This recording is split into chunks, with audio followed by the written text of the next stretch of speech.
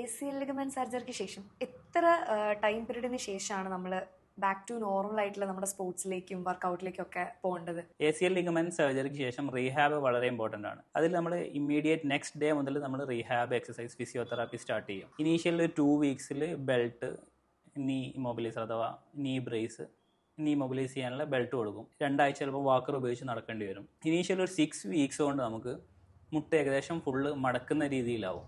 പിന്നെ ഒരു 6 വീക്സ് കൊണ്ട് പേഷ്യൻ്റ് ഇൻഡിപെൻഡൻ്റ് ആയിട്ട് വാക്കറൊന്നും ഇല്ലാതെ നടന്നു തുടങ്ങും. ഒരു 3 മന്ത്സ് ആയി കഴിഞ്ഞാൽ നമ്മൾ ജിം ബേസ്ഡ് ട്രെയിനിങ് സ്റ്റാർട്ട് ചെയ്യും.